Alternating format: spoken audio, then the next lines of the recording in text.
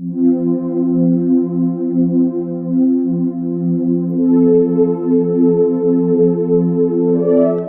is Black Focus, an open discussion where we talk everything politics, current events, and academic scholarship through the lenses of race, gender, and class. We intend to raise awareness on social justice issues pertinent to the intellectuals of our time and ask that you join us for this conversation.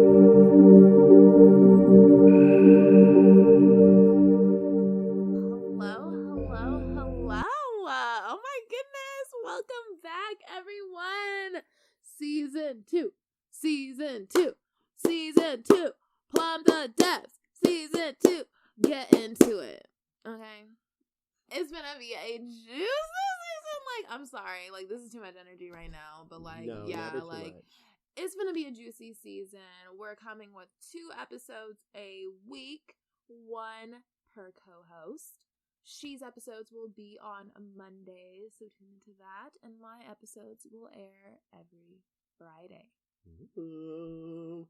So sit back, relax, and get comfortable because we are talking about 2 hot topics today that me and we've been talking about these things, okay? We've been ranting and not really raving because it's nothing positive to talk about, actually. It's more definitely calling out people because what's going on? I think it's healthy conversation. I think it's the discussions that you should be having with your friends outside of talking about the petty, minute things in life.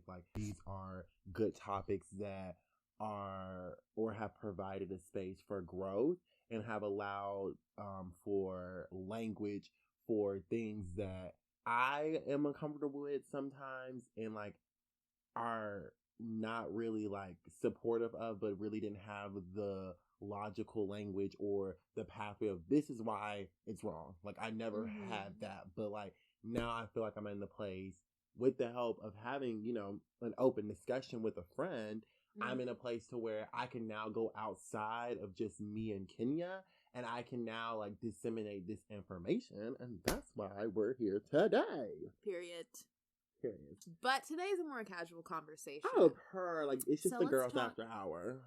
So today's topic is the Olympics versus Black athletes and the beef that this organization has against Black people. They got it out for us, okay? But we're also going to be talking very slightly about the impact of how we are documenting ourselves as a community, specifically the Black community. So, without further ado, let's just get into it. We just gotta get into it. So the first, as far as track goes, is we're gonna talk about Sha'Carri Richardson. So I'm here for the hair. I'm here for the aesthetic. I'm literally here for the whole platform prior to her actually, going through her battle of doping. And so she's, for a little background information, she is a sprinter. She started at LSU. She was a very phenomenal sprinter. She is definitely someone I feel like has qualities to be historic and could have a good platform and actually push, Black athletics, in my opinion. What I thought prior to, what came out. So basically, she went to the Olympic trials. She won the 100 meters, ran very fast, did very well. And just a little more background information, prior to the Olympic trials, the years before, she went pro, but she really wasn't doing as well as she wanted. But she got her, she got herself together and let me try. She did a little something. So we were all like, ooh. So I remember me and Kenya were talking about it. And we just kept on, basically we support her, solidarity. Yeah, okay, we see you trying to give us a little Flo Jones, trying to give us a little something spicy, something nice, something new. So I was here for this. And by the way, women track athletes always give fashion, aesthetics. And I'm going to be real. They always going to have that hair and makeup done and have cute accessories. Shout out to Queen, because Queen, she's a hurdler. She used to do it all the time for me. Beautiful woman, great athlete, but she's more than just beautiful. She definitely knew where she was going and how she wanted to articulate herself. So back to Sha'Carri, but that, Queen, my girl. But so basically it came out, they found marijuana in her system. And so basically, by the rules of the governing agency, which is the USATF, they basically, they have to test them. They test her. Then it came out, you have marijuana in your system. They basically gave her a 30-day suspension, meaning that the Olympics from that time was a month away, so she wouldn't have been able to compete in the 100 meters. She came out with an interview to say that she was doing this because, or she did this action because her biological mother had died. So she decided in her mourning and grieving that she would partake in marijuana usage. So while me and Kenya were talking about it, I think that I definitely stand in solidarity with her on the issue of, yeah, like, I'm hurt, I'm grieving, and that I did an action that probably wasn't on my normal behavior, but I'm human. Definitely here for the human part. You know what I mean? We're all human. We all make mistakes, and we all definitely sometimes get in our feelings and do things that are not who is our best selves.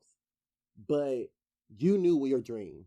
You knew where you wanted to be, and you knew the rules. Me running track for all the years that I ran track, I knew there were certain things that I could and could not do. But as a college athlete as well, you can literally go to your trainers and say, can I take such and such, this, and this? And they'll let you know what you can and cannot take. And so I feel as though you're signed with Nike.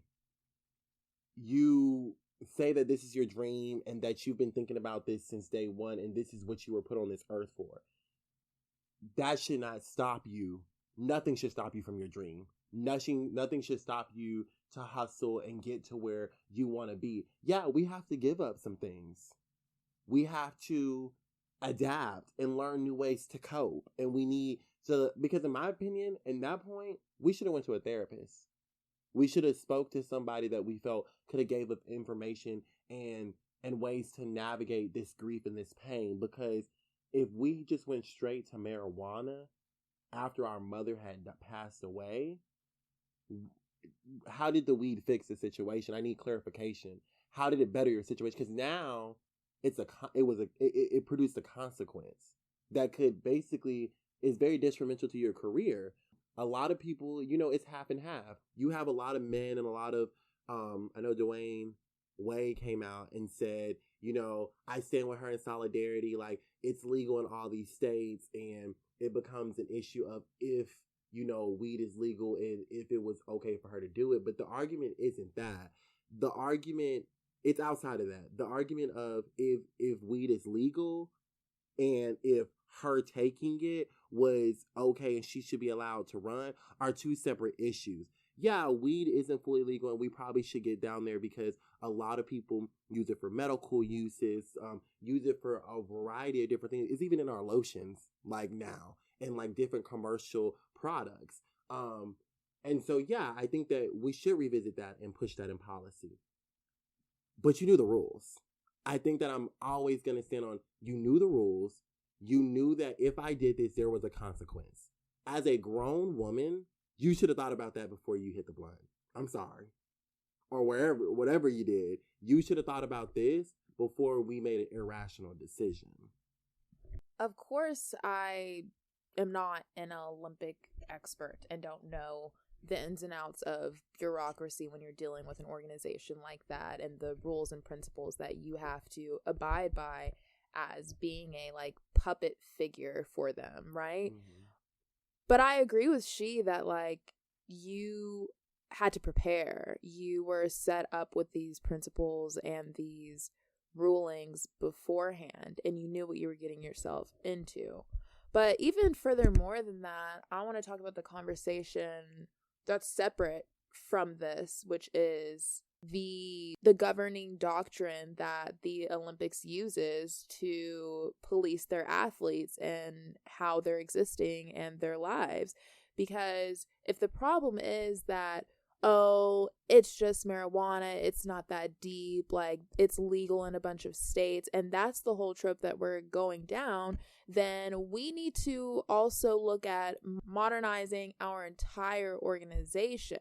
And part of that is going to be also including a factor for diversity and inclusion and an understanding how these certain drugs can affect different communities. And I know like the Olympics has tried to make tirades about like them being supportive of like BIPOC in any sorts of ways. And if this is what we're saying, and this is the sort of imagery that we want to put out there and present ourselves to be, then like let's follow through with that, right? Like let's look at our employment measures and how we are recruiting people. And do we have a lot of BIPOC? Like, what are our numbers? Like, are we making sure we not only recruit these people, but retain them, and making sure that, like, they're on a stable financial salary instead of just allowing for athletes like Sha'Carri and the others that we're going to talk about just be figureheads and not actually build any wealth for themselves? I want to say with Sha'Carri, like, and this is just me being completely honest or like truthful with like the whole situation and like in dear in my heart, I don't like the way we're handling the situation at all.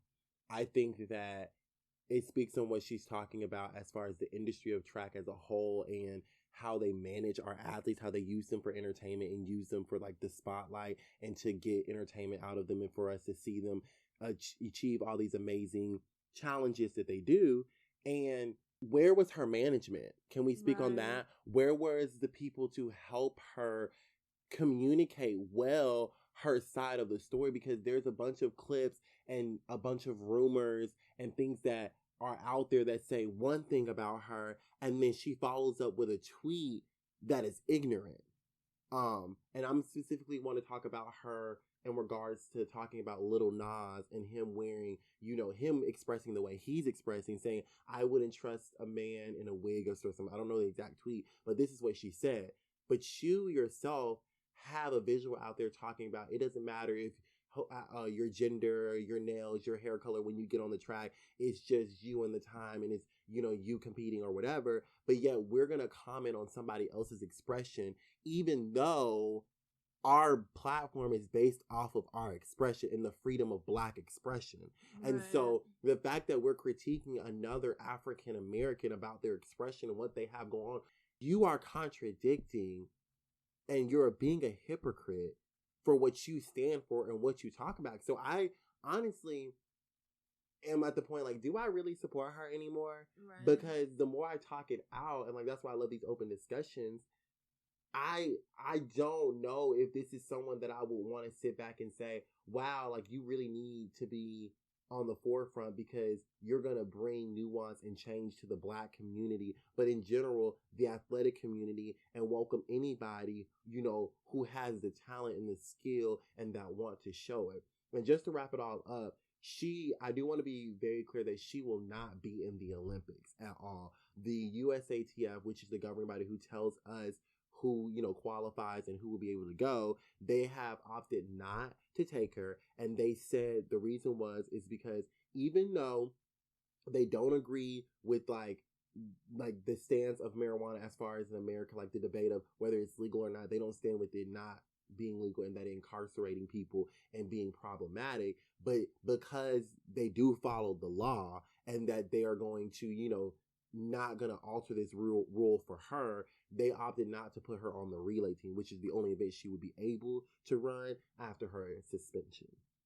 So, but yeah, I think you bring up a good point that I think is worth talking about now, which is the commitment to our brand and making sure that these women, when they come out here, are not just out here running and then getting a quick interview and they say something dumb, right? Like, you've talked about it already before where you've said, where is their team? Where, and I think it's even furthermore than that, like, where are your advocates? Where are the people who are there for you in your corner, specifically with these Black athletes? Because y'all be having them look a mess. And I'm gonna be real, like, in every shape, form possible, whether it's the allowing for like the unprofessional, like, and quite frankly unnecessary tweets, or the photos. It's really the photos that be getting me.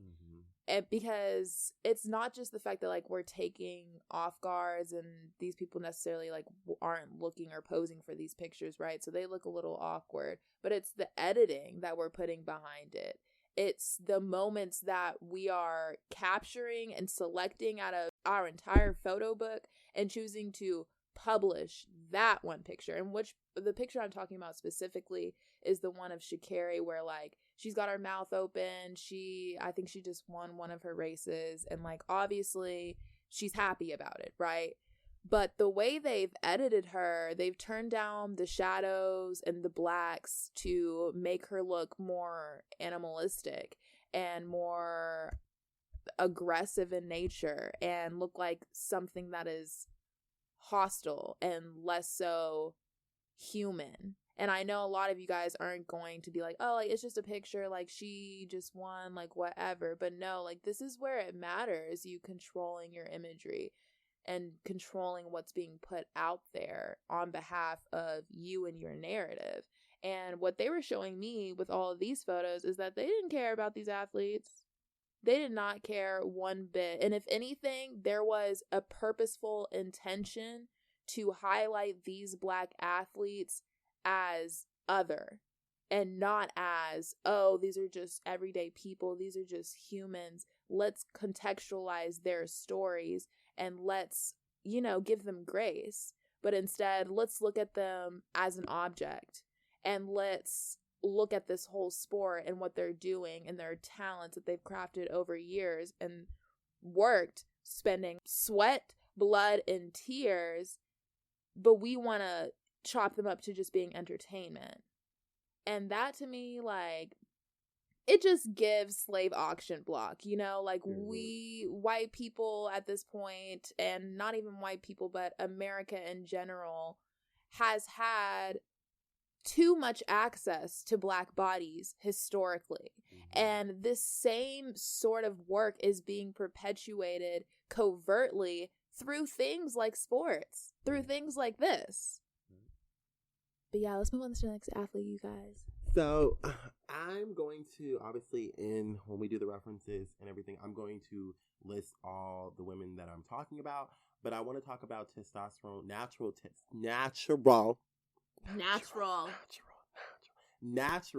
testosterone levels within women, especially in the track and field world, especially leading up or after Olympic trials. There's a couple of women that have came out. I know specifically a couple of runners and definitely a thrower who have tested or have been tested and have had high testosterone levels. And basically the IAAF, if I'm correct, and they basically are saying that either these women basically can't qualify for certain meets or aren't allowed to run anymore unless they take drugs that lower or make their testosterone levels, and I'm putting it in air quotes, like natural or like in the right range for them. And this is what this is my honest sexist. Who the fuck are y'all? Why the fuck do you care? And when did you become God? I feel as though if I was born with this high level of testosterone, right? I can't tell my body, oh, stop that because I want to be an athlete. Stop that so that I can make it fair for these other women.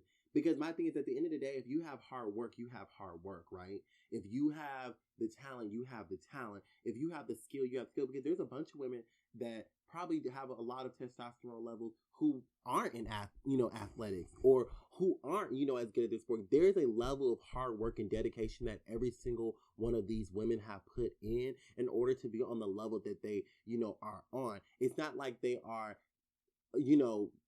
taking testosterone and then putting in their body in order to perform. These women go out every single day like these other athletes and train every single day in order to achieve what they want to achieve. But I want to speak on something even bigger than that when talking about this. How did these people get the power? Because when I look at them, look at the rules and things, it'll say this has been a rule since 1963. Baby, it's 2021.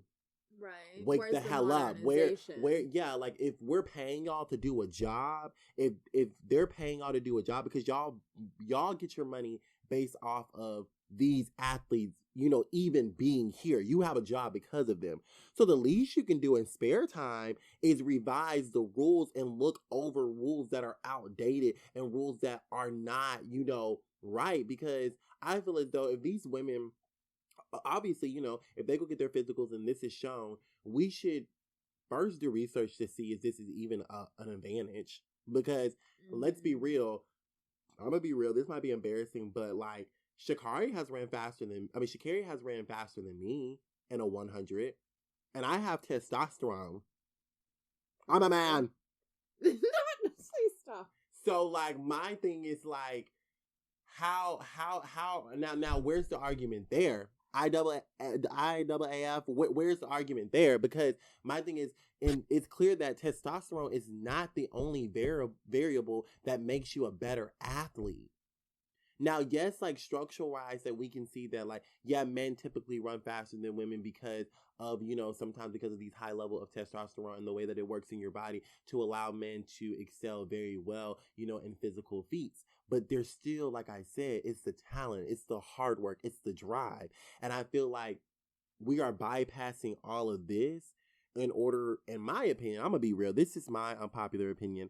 I think it's because these women are not naturally feminine and they're not something that a lot of these men, because if you go down YouTube and you look at videos, all these problematic men around the world, and I'm going to say it now, creeps, be talking about, oh, I love track, to look at their booties, look at their bodies, like, oh my goodness, oh, I love when they wear those, da-da-da-da-da, because these women don't look like this, or like the woman that you're attracted to. We have a problem, but this also is internalized hate and conditioned discrimination against, in my opinion, this organization against women like these, because you just want to get them out the sport in general. Because why would I take a pill to lower my testosterone? Do we know the side effects?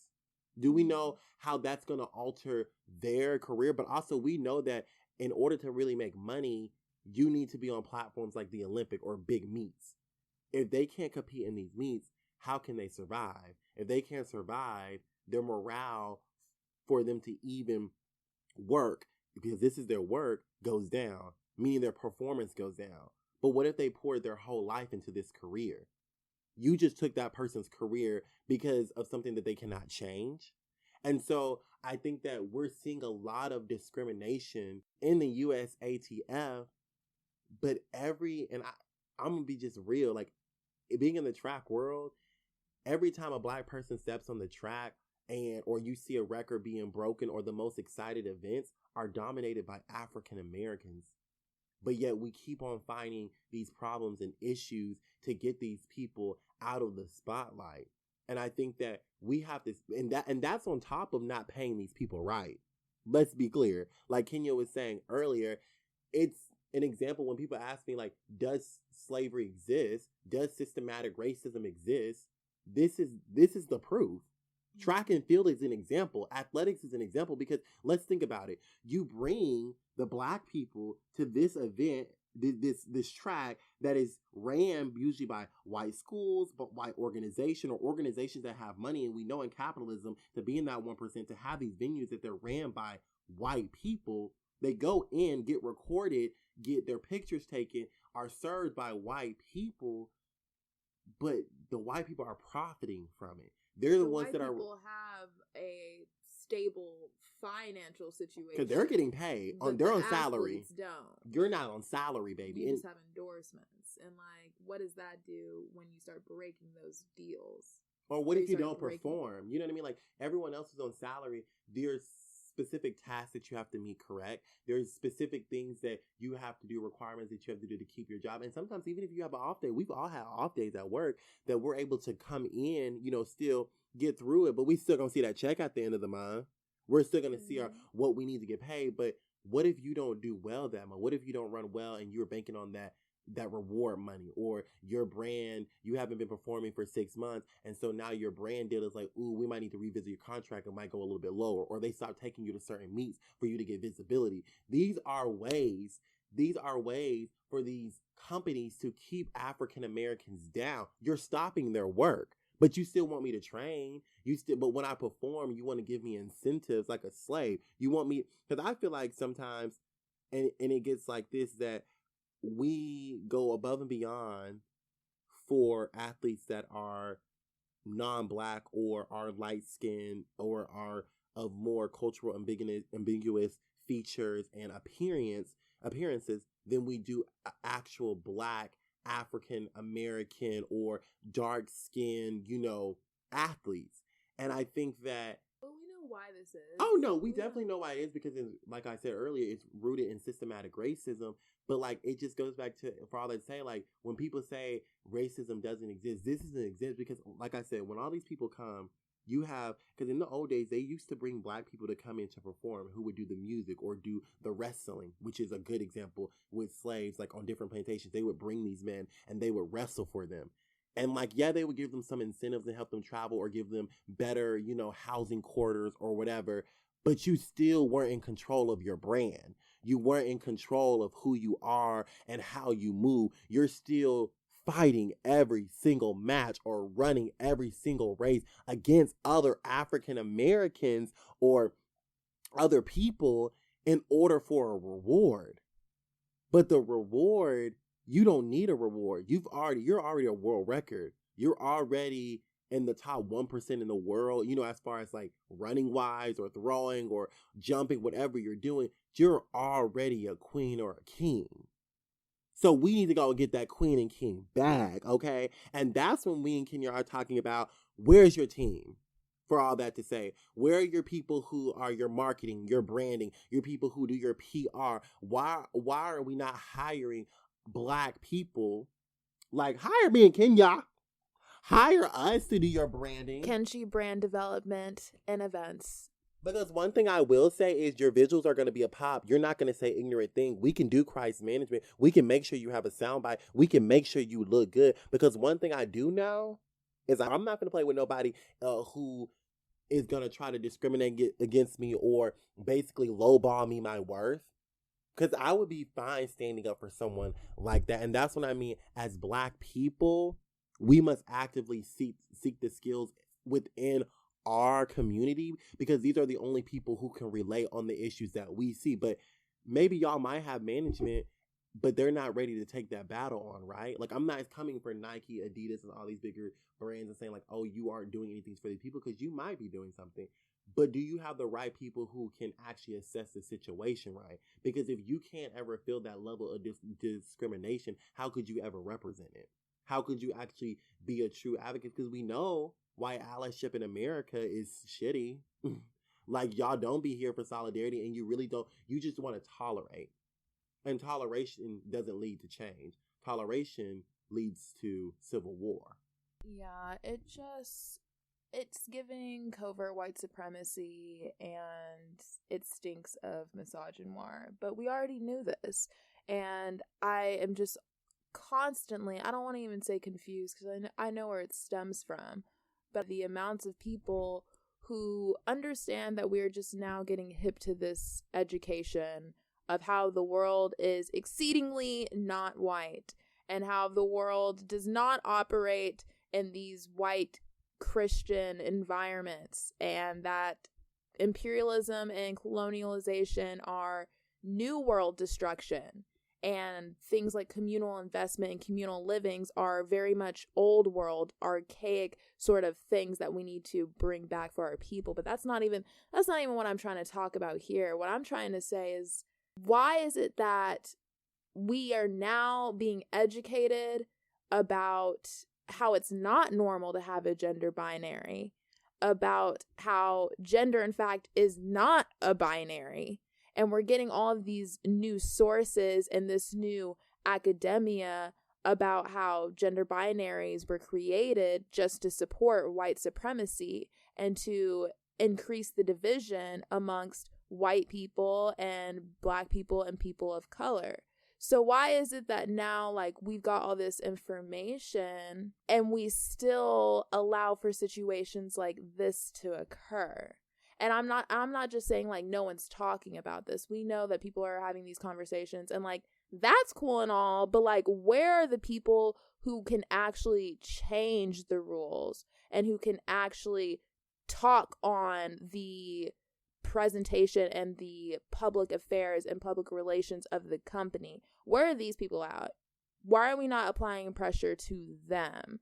Because if we're being real, yeah, like, to hell with the Olympics. Like, it just, like, if I'm being real, like, the Olympics is cool and everything, but it doesn't make sense to be in competition with other countries in the world over something that is, in my opinion, so exploitative, so explicitly exploitative of using these people's labors and physicalities in order to capitalize on your nation's success.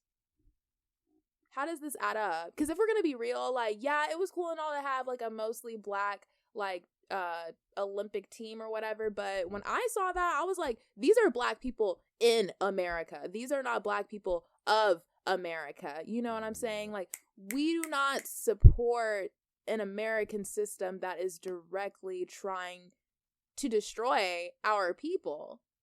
Like, yeah, like, I'm not even gonna do it.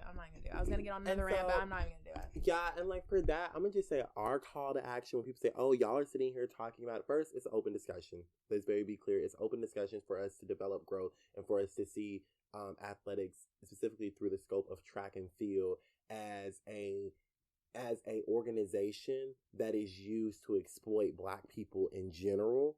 Because me, myself, being a ex-D1 athlete, there's a lot of things in the back room that aren't discussed, that people don't see. That's very hard to deal with for African American athletes, and the pressure and the way, like, I'll give you a plain example. I myself ran on a team that was, all the sprinters were basically black. We had a white coach. He would say things like, I'm not racist, but you kept on trying to mimic black language and black culture and thought that you were down because other people here didn't check you on it. But these are also, and nothing against these people, these are people who are ignorant to social justice and lack the language to gatekeep their community.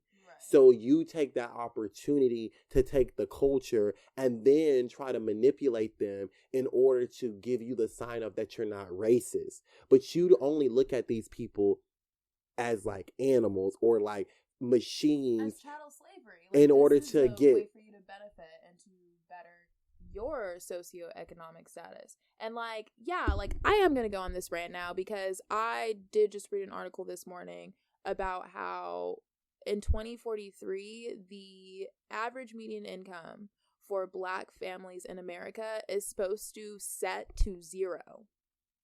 That means that the average black family in America is going to be making 3 times less the poverty line. That means that black people as a whole, our house is on fire. And we have been constantly telling everyone in this country that our house is on fire.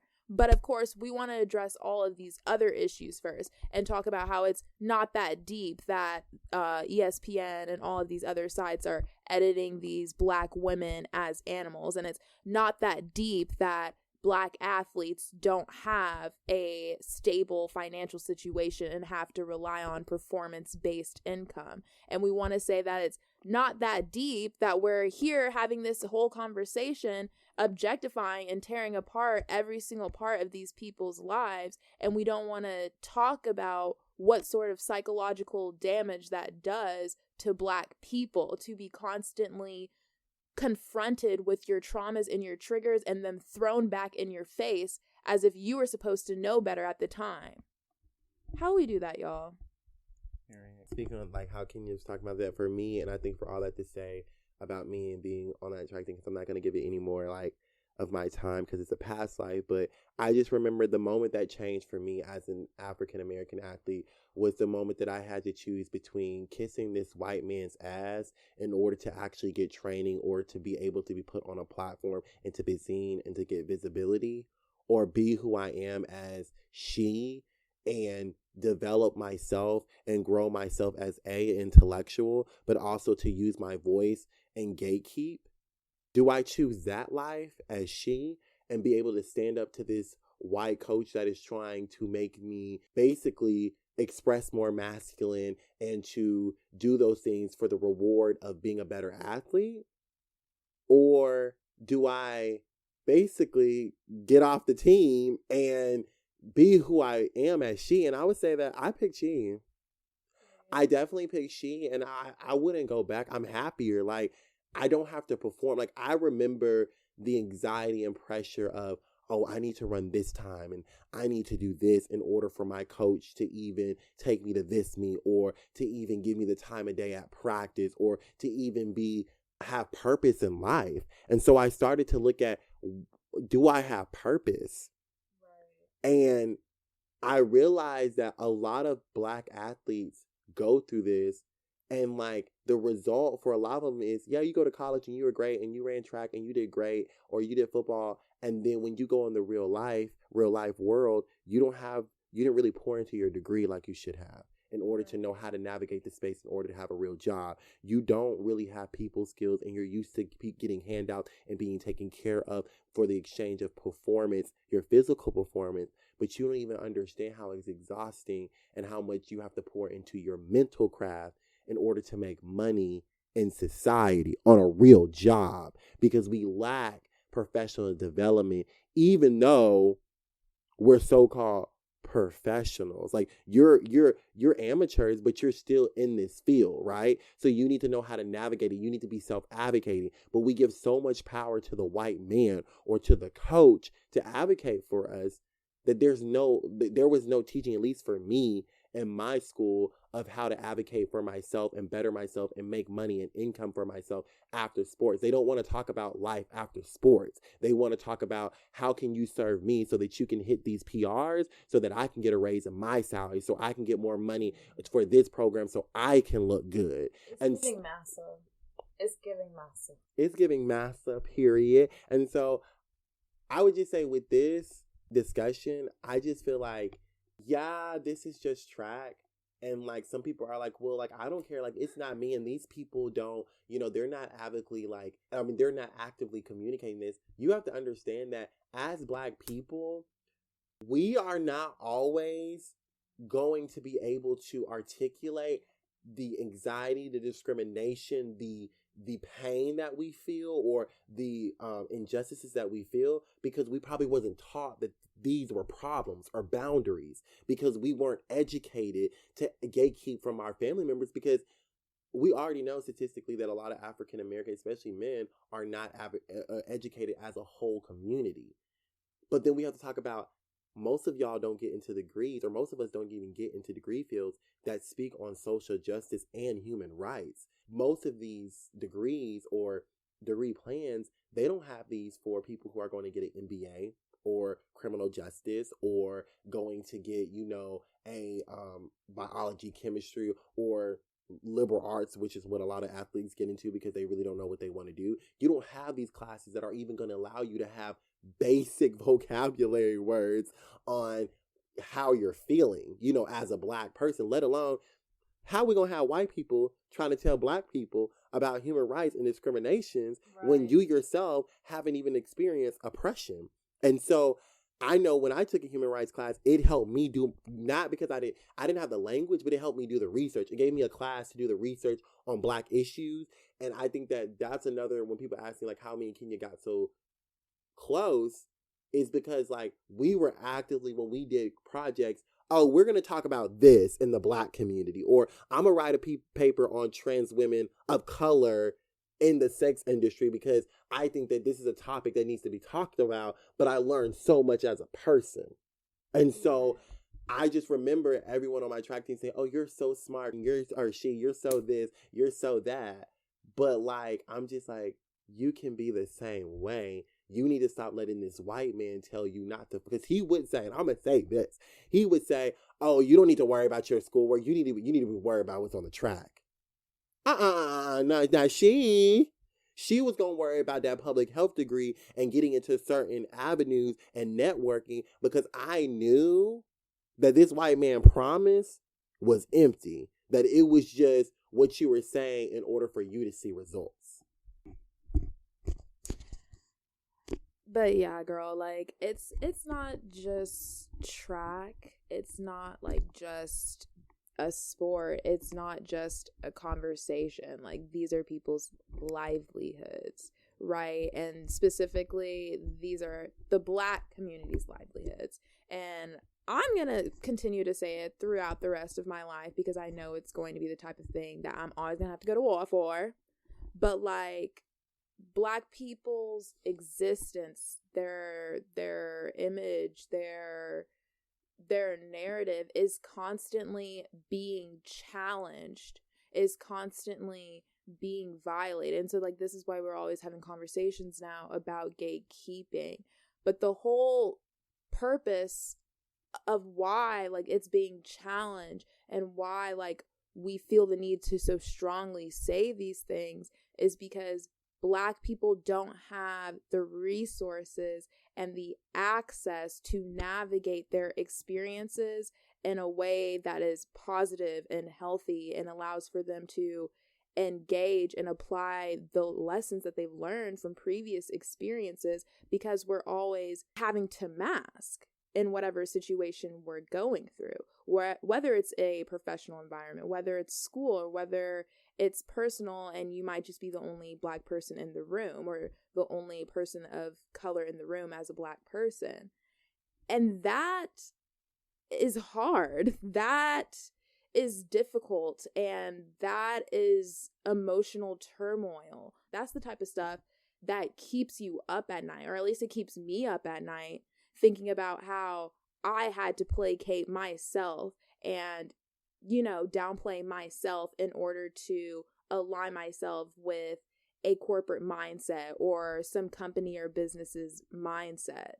And to do that with also out having access to how this is oppressing my experience and how this is different for Black people, it's just hard and it's difficult.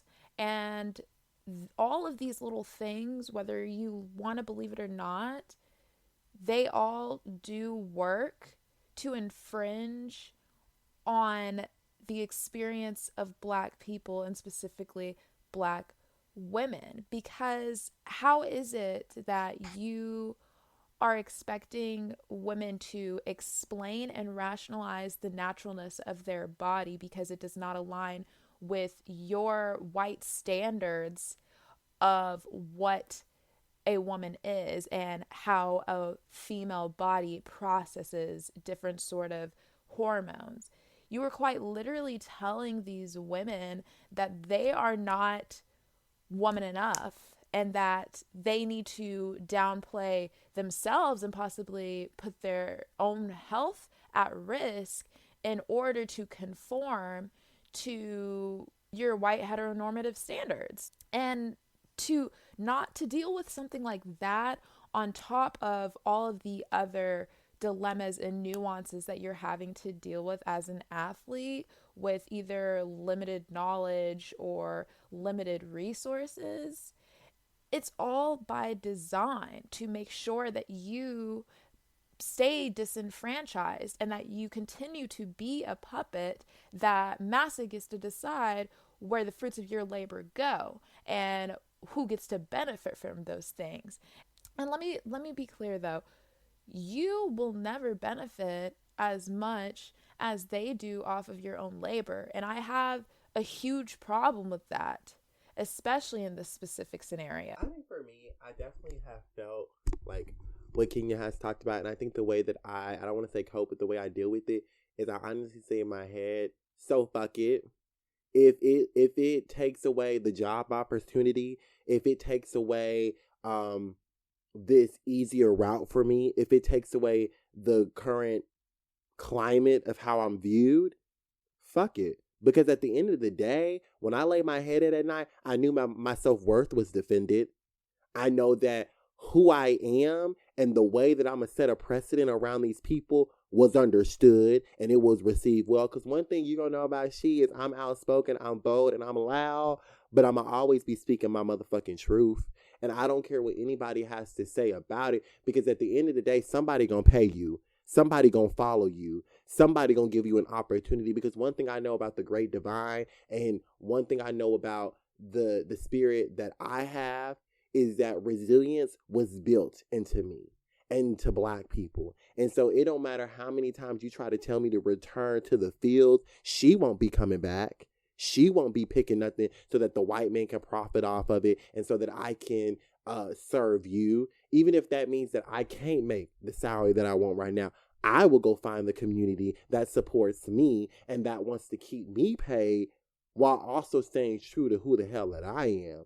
Because I just feel bad for a lot of the people who are coons and who are, African Americans who try to tell people to comply to white people and to white people whitewashing history, or for white people trying to tell me what I'm feeling in that moment, to tell me how I should act in that moment.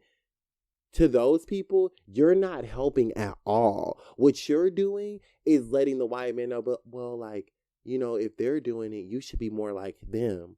They're the Black people we like. And that's cute for y'all. And like, that's great for your narrative.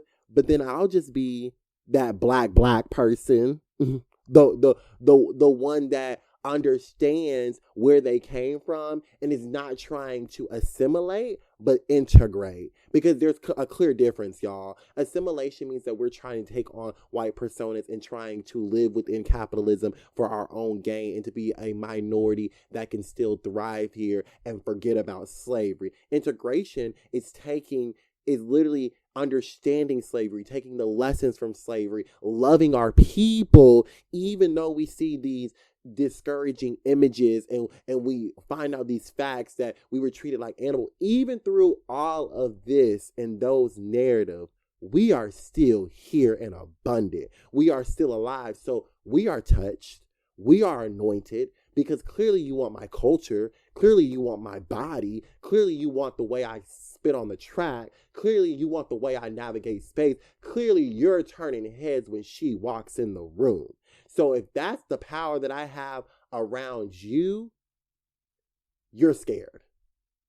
You say, oh, like, you do this and that. This is not appropriate. We don't follow these type of morals. We don't follow what y'all do. And that's great. But I don't follow yours either. So leave me doing me.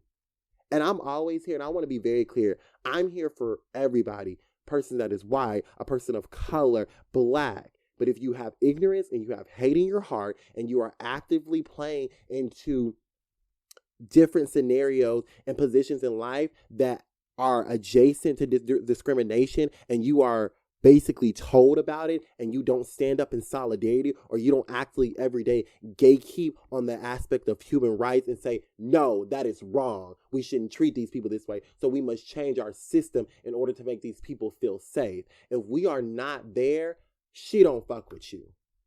I don't mess with you. And I will actively, and I'm going to say this very clear, I will actively make sure that when you have a place and a platform, that I raise my voice up against you, because I want to make sure that you know that there is someone in here who sees you for who you really are and what you're actually perpetuating. And yeah, and if you have a oopsie where you didn't know what was going on, you need to follow up with the statement of an apology, and I need a call to action for you to change, because words without action ain't shit. You just another person talking shit on the block. And I ain't got time for that. I need to see action. I need to see policy. And with that, we're going to move on to our call to action for today's episode. Challenge yourself and your inner circle to have not only a conversation about the Olympics attacking all of these Black athletes and attacking what it means to be Black and plentiful in 2021, but I also want you to do the research, and I want you to back up your claims with academic sources. Bring that sort of energy to the conversation that you have with your friends to ensure that you guys are actually getting something out of it. And then come back and share those conversations and those experiences with us in the comment section of our YouTube or on any of our social media accounts. With all of that being said, remember, whatever you do in your life, always move with intention. She, anything else? She out.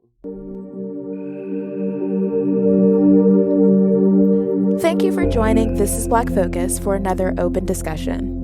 We hope you enjoyed today's dialogue and encourage you to engage in the conversation by following our Instagram at This is Black Focus and our Twitter at We Are Black Focus.